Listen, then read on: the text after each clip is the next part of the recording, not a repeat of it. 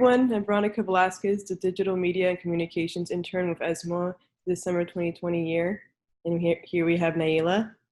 Hi everyone, my name is Naila Moore. I'm the Getty Merrill Undergraduate Public Programs and Education Intern at ESMoA. We have guest artist Nicole Maloney, who has presented for the Experience 26 at ESMoA, OOMO, a solo exhibition by this photographic artist. It is a digital cube with conceptual interactive art sculpture depicting human oneness and our symbiotic association with technology.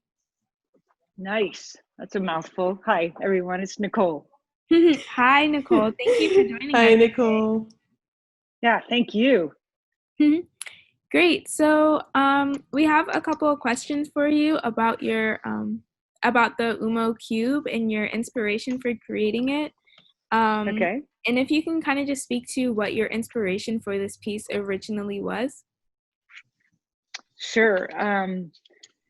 OOMO, which is sometimes hard to say, stands for out of many one.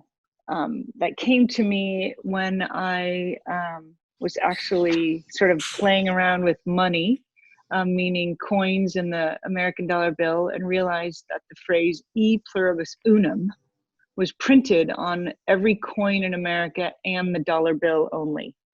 And when I found out and realized that e pluribus unum translates from Latin to English as out of many one, I just had this really interesting kind of experience of recognizing that that was a symbol and an association to what I saw as humanity, that out of the many different types of people in the world, based on different race, religion, gender, socioeconomic status, or sexual orientation, we're all still one humanity.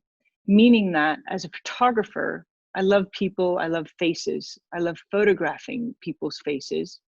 And so when I would start to look at people's faces, you realize everyone has two eyes, a nose, and a mouth. And around that, I sort of drew a circle and realized that's my logo, that's OOMO. The two eyes, the OO, the M for the nose, and the final O for the mouth with a circle around meant this desire for human oneness comes together through people recognizing not only our similarities, but also, that I believe, our differences are vast in who we are as unique individuals, but our similarities are colossal. So my love is to think that I want to stop the judgment of the other and instead stand in awe. So that's where the idea really just made me want to do something of that, and we created OOMO. That's great. Thank you. And Yeah. so with this inspiration, your desire to convey to the audience would be the oneness that we have as humanity, correct? Yes. Great. And how has this project evolved or changed since the first iteration? Oh, great question. This was something that went in ground as a 8-foot steel and aluminum cube in downtown Los Angeles in March of 2014. Meaning that it was an analog cube that rested on one point. In that, I photographed people of every race, gender, socioeconomic status, religion, etc., and had those images printed onto an aluminum panel, cut up the panels, and each side has 9 aluminum panels adhered to it on 5 of the 6-sided cube, and the 6th side is solid mirror. And in that, I realized that to keep it analog, I only would be able to have, roughly 45 different people represented on the cube at one time, until I then went back to the analog way of taking a photograph, printing out the image, printing it onto aluminum, cutting it, and then adhering it to this steel and aluminum sculpture. So the goal then became, what if we were able to do this in your world that you all have, grown up in, meaning digital, and allowed people to snap a selfie, send it to a monitor, or basically a digital cube, and then share that selfie with the world as you see it pixelate away after a full selfie appears into keeping only 1/9 of your face. And so that became a long stretch for the last 5 years of figuring out how we could take it from analog to digital, because no one makes a square monitor anymore. But we found one, we created it, and we put it together. And this past spring, it went up at ESMoA, as it's, as you said, the 26th exhibition, or experience as an exhibition that would, for now, be only virtual. But the goal is, knock on wood, that one day COVID will allow us to open up our doors again and people can actually walk in front of this and interact with it face to face, not just in a virtual atmosphere. Great. And as we talk about how interactive this piece is, can you share with us who the participants are, and if there's any way people who are interested in participating with this piece can go about doing so? Great. Right now, it's available basically through the ESMoA website, or the OOMOcube.com website. So ESMoA, ESMoA.org, or OOMO, OOMO Cube, CUBE.com. People can find the experience showing the live feed of the cube in real time. I think you guys are showing that now.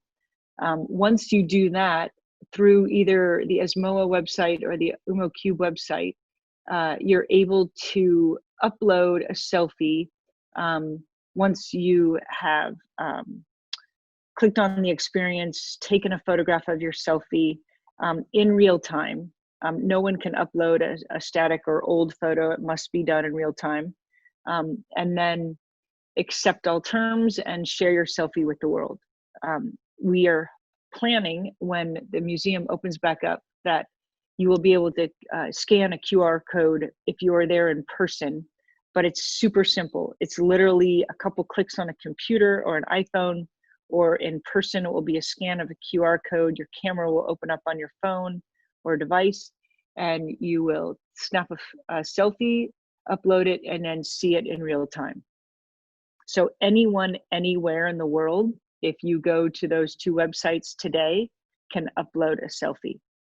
And if it's something you don't want to upload in total, we are able to only upload 1/9 if that is preferred. That's great. I love how interactive this piece is. And has the piece been received, or have there been any responses on how this piece has been received that have surprised you from the public? Great question. You know what? I have not. I've only seen really positive and excited feedback on the virtual cube. When the original analog cube went in downtown Los Angeles in 2014, I remember very quickly there were two thumbs down, as they call it at the time, and I was so sad because they came very quickly. But when I then clicked on those reviews, it actually turned into something incredibly positive for me, because the two people said, this is great, but why is it only in LA? I want it in my town. And then the second was, I like this, but I want to do something. Tell me something to do instead of just to basically, look at it.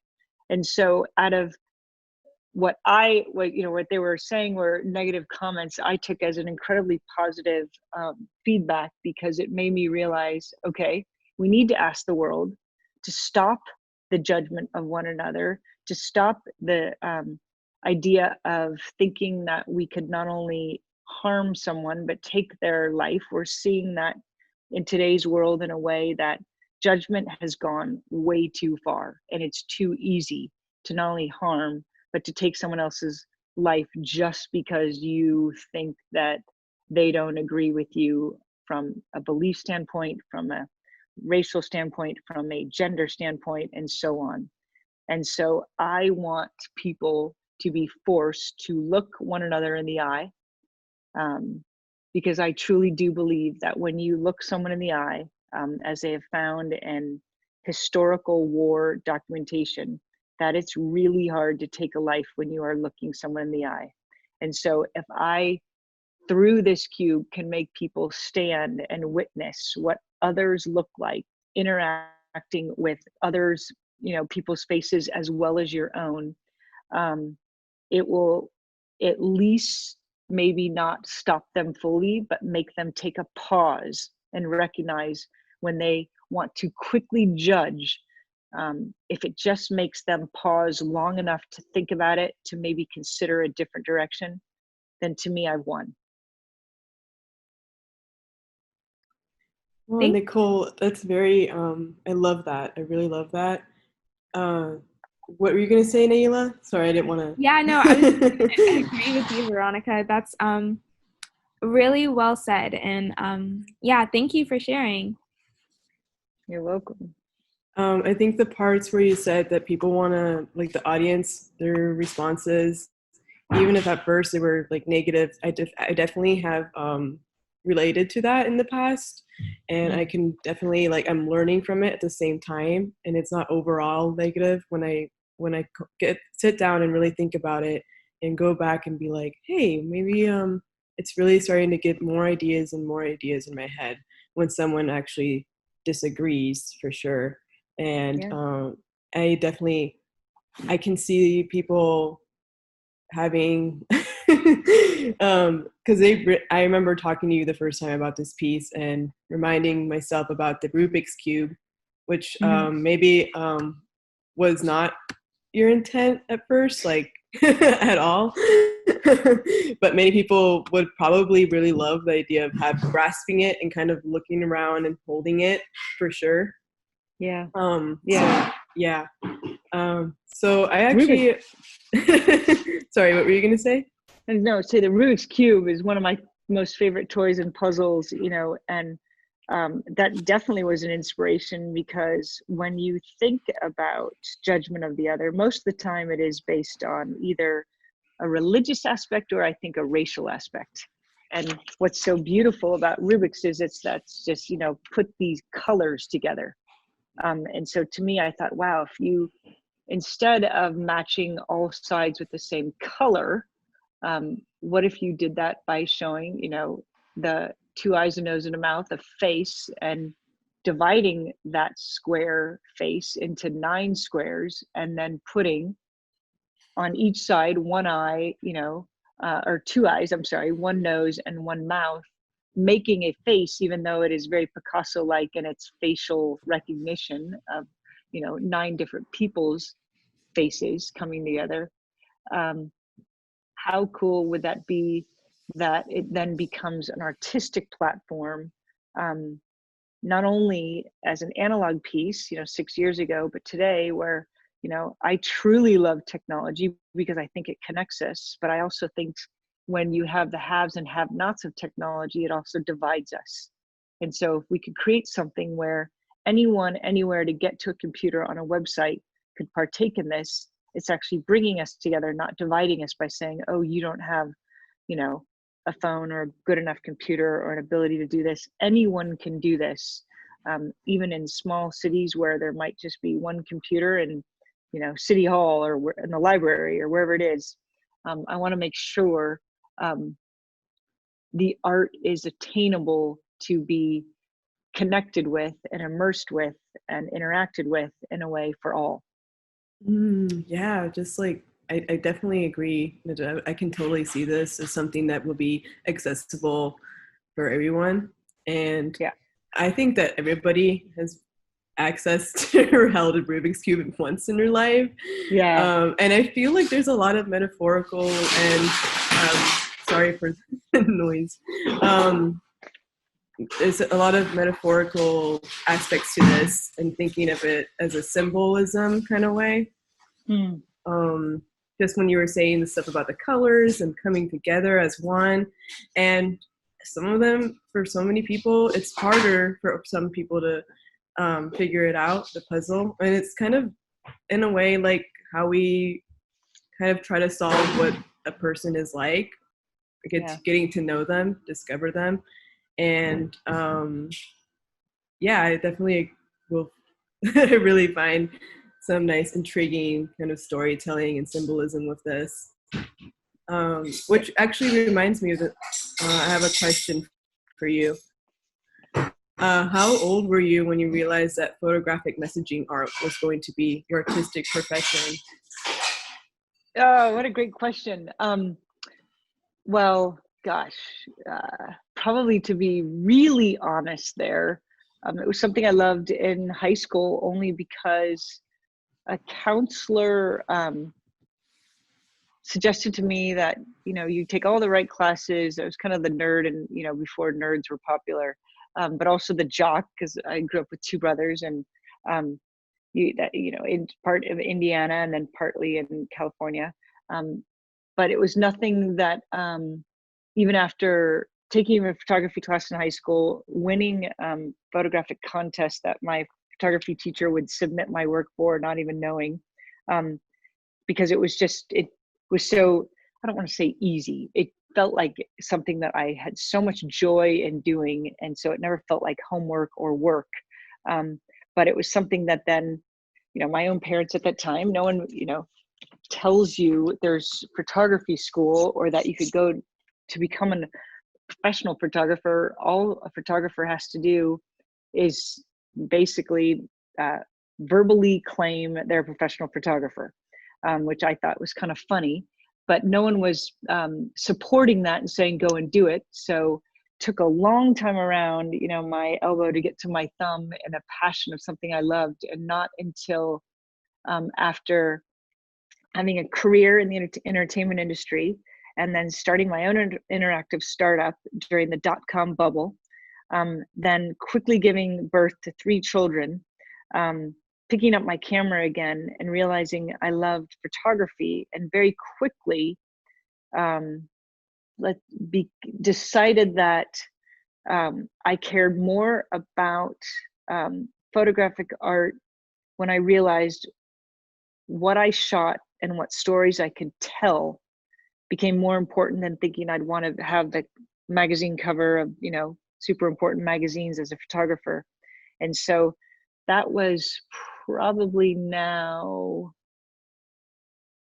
17 years ago, that I switched from just saying I'll be a photographer to truly only focusing on photographic art as a messaging platform for me to not only tell other people's stories, but tell stories that I believe are worth telling. Wow, that's so beautiful. I love the way you worded that. I can definitely identify with some ways. My journey as an artist myself, Nice. just kind of growing up and really appreciating and valuing the steps within this, and thinking about like, wow, I definitely see this as a different thing now. Like, now that I'm older, I have these new lenses, and I'm more aware of things and aware of other people and how they, distribute their practice out in the world. And I definitely identify with that part. Like, I now, most of all, really just want to make art and share it with the world, share related messages, contribute to the community, rather than like, hey, this looks cool, and maybe I want to, get some money for it. Yeah, exactly. Yeah. Exactly.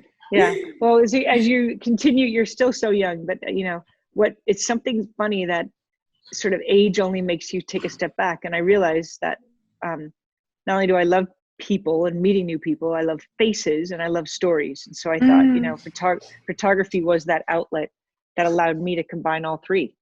Oh, for sure. You'll figure that out. Yeah. Thanks, Nicole. The next question: how was your experience at UCLA and Parsons School of Design in Paris? Oh, that was the best. Well, UCLA is awesome, but I was over achiever, if you want to call, where at that point I realized I was going to be paying for my own education. So I tried to quickly get out, finished in 3 years.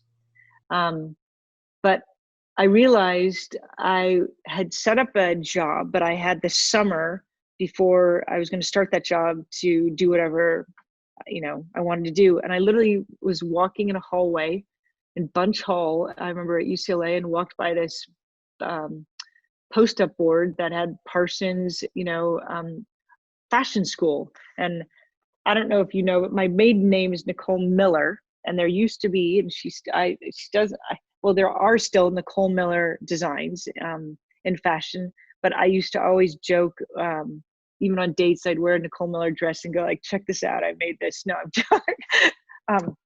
But I always, excuse me, thought I wanted to look into the idea of how to design clothes and, possibly look into the fashion industry, because I love fashion as a way of self-expression. And I think youth do it better than most. So applied to Parsons School of Design in New York, and then looking through all of their pamphlets at the time, there was no website, saw the Parsons School in Paris as an option.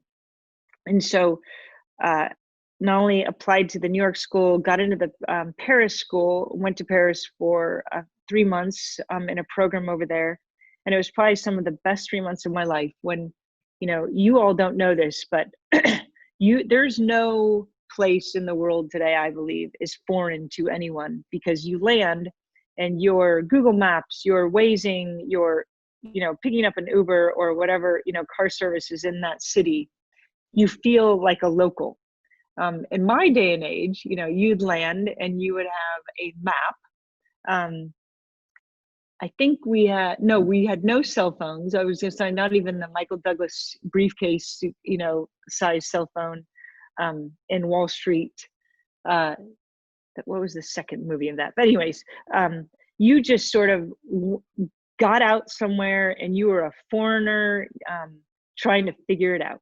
And I think I get sad for youth today not to be able to experience truly this ability to be thrown into a place where not even you speak the language, or you don't know the area, you don't even know, have really maps or, anything on a Google Earth that give you even a larger picture of it, and you figure it out.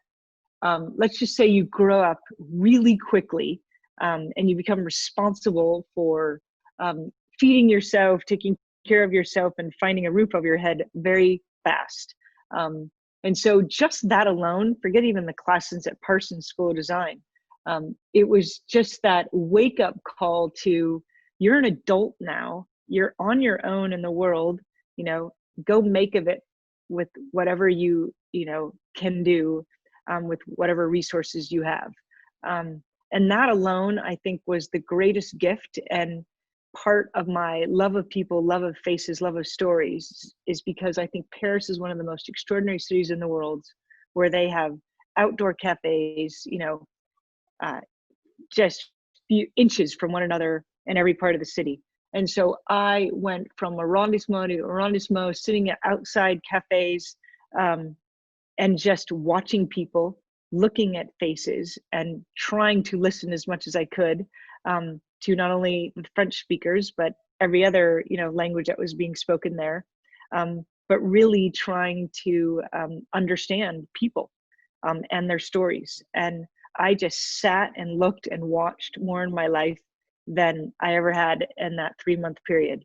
And I think that's where the fashion love turned to more of a photographic love overall, because I realized how much, right at that point, it went to the stories. I started working in the entertainment industry, producing movies. And I just loved the idea of the art of storytelling. And it ultimately then went to photography and so forth, but that's beyond your question of. So that Parsons experience was more based on the city that it was in rather than the actual lessons I learned in class. Oh, wow. I love that. I Naila and I could definitely, relate with the part that we move away from our homes and we really start valuing a lot, and we start spreading our wings independent time. Right. We Yep. really start being independent, and yeah, just like really seeking and being more curious, more adventurous. And what a fascinating and intriguing time that must have been for you, going all the way over there. Yeah. And the growing love and passion for photography and appreciation for people, because I Yeah. constantly going from city to city and town to town. I also love going to the coffee shop, so thank you for even like saying that to us and other audience members, like, hey, go visit if you love coffee shops, and or you just love people gazing. Yeah. And But yeah, when I I love say people that, watching.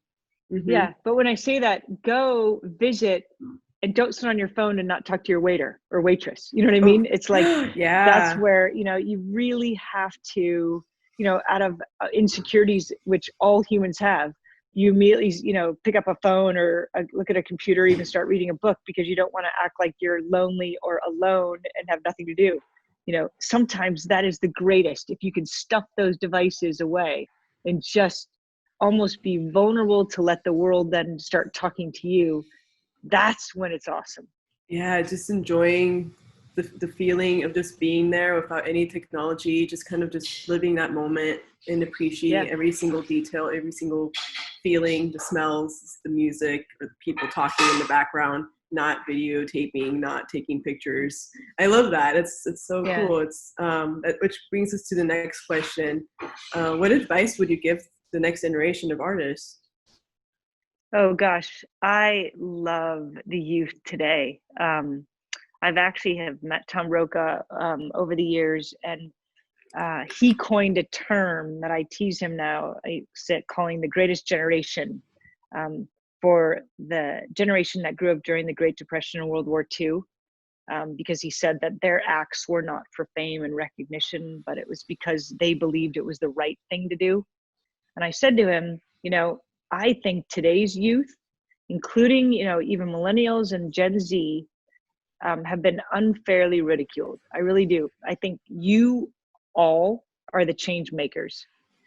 You've grown up as digital natives, but I truly believe you guys care more about preserving the earth and fixing all the problems created by the generations before you.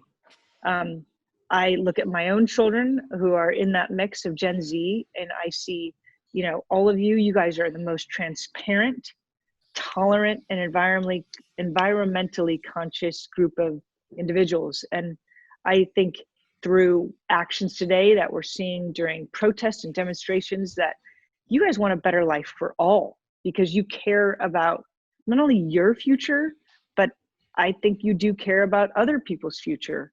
And so, to me, some of the most extraordinary advances that we've seen, not only in digital technology, but in healthcare and um, in political issues, some of these advances have come from people under 30.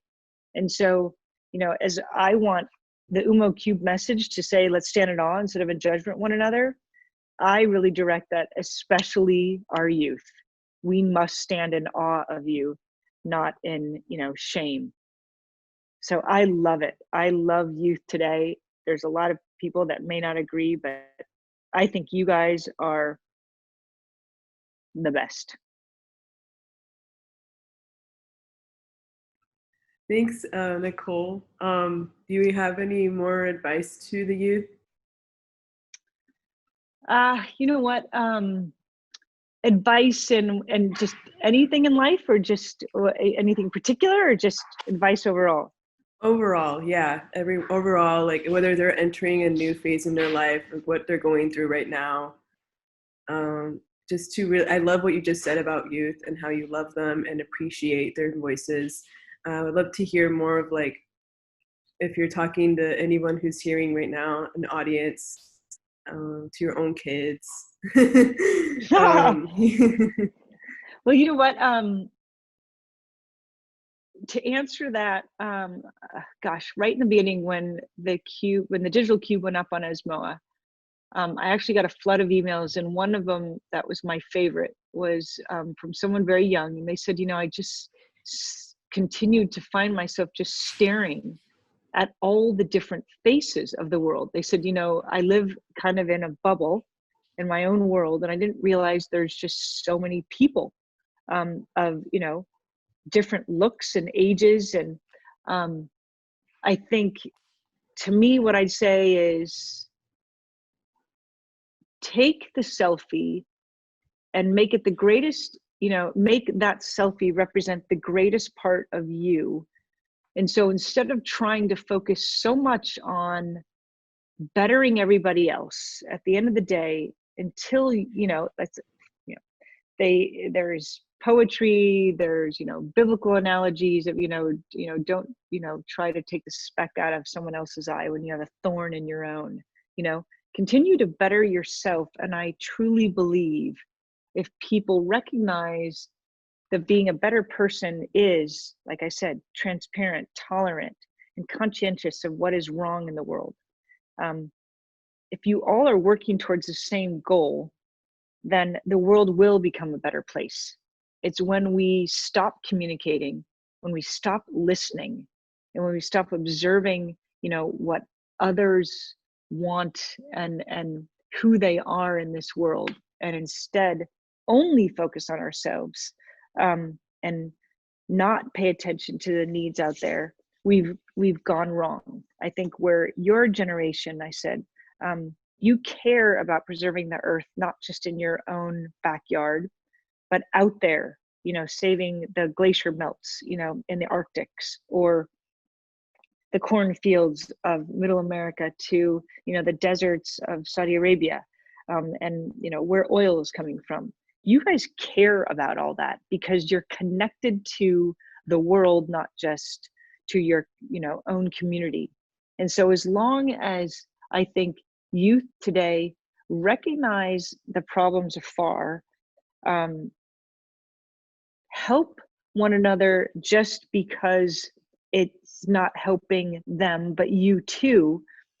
And then at the same time, bettering who you are as an individual, so you can then be available, as they say, on every airplane ride, to every parent out there, first put the mask on your face so you can breathe, and then start to help your child and put their mask on, because they might not be able to do it for yourself.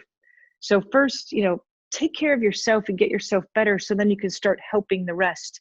And then I think that, to me, is a lesson in that if you feel good about yourself, then that jealousy, that anger, that not being tolerant of the other dissipates drastically because you feel so good about yourself. It's when you don't give yourself enough air and you're trying to steal it from the other, things go wrong. Wow, that's interesting. Thank you so much, Nicole. You're welcome. Lovely. Thank you for sharing this with us. I think this would really definitely, hearing this adapts to artists, to writers, creatives, to anyone out there. It really applies to all of us. Like, I feel like hearing that, definitely like self-care first. Really take care of yourself first before you start working or doing something else, and really and normalizing that part. It's definitely really important, especially throughout these times. And Yeah. how would you describe your practice throughout these times? The pandemic, cultural, political changes. How is your practice changing due to these current events? It's crazy. I mean, it's a worldwide change, as you're recognizing. And I think to myself, I'm halfway done with my life, and I sort of get it, but I pain for your youth and understanding. I mean, you're seeing something that is affecting the entire world. And, like I said, part of my own, taking care of myself is that, I have images running through my head 24/7. I'm a visual person. Before I even ever snap a photo, I see it in my head. I mean, literally, even it can just be the plate of food I'm eating. I know exactly what it's going to look like because, it's just, that's how my head works. And I love to work fast. I love to, I'm confident in what I'm shooting. I love all that. But not only COVID and where we are in a world of, protest and looking at, Black Lives Matter and where we are going and trying to, save those who get sick, or we have a recession in our financial markets. It's funny because putting OOMO out as a digital cube, and I wonder if it's why it sort of took me, 6 years from the date of the install of the analog cube, is that I realized that I'm a control freak a little bit at my core, but the OOMO digital cube makes me recognize I have to give up control to the viewer to some part of it. You take a selfie, you upload it, and then you look at it. Now, of course, the program that we wrote with my team of software developers created this where it's this random selection of your selfie uploads for a few seconds on all sides of the cube, and then it pixelates away and keeps 1/9 of your face at all times. And that 1/9 can sometimes be your left eye, sometimes it's your nose, sometimes it's part of your cheek, and so on. So I do have creative control at that point, but it was really hard for me to recognize that what if, I would have taken a different selfie of you than you did. What would it be called, a selfie? If I took a different photo of you. But giving up this portion of creative control has allowed me to see the beauty and the creativity in everyone. And so that so helped me recognize my original goal. Like I say at my TEDx talk, I truly believe humans are extraordinary. I mean, you two are extraordinary. And so again, it's like, I hope through all of this, and I'll say it over and over again, I hope we can all stand in awe instead of in judgment of one another. And so, yeah, does that answer your question? Yeah, thank you so much. Yeah. Thanks for sharing. Naila, do you have any other thoughts, any feedback? No, I think that was really well said. Thank you so much, Nicole, for Oh my gosh. speaking with us and for talking about your piece and your sculpture. Yeah. Thank you. Thank you so much for joining us, Nicole. Oh, you're welcome. Thank you. Yeah. Thank you. Thanks, everyone.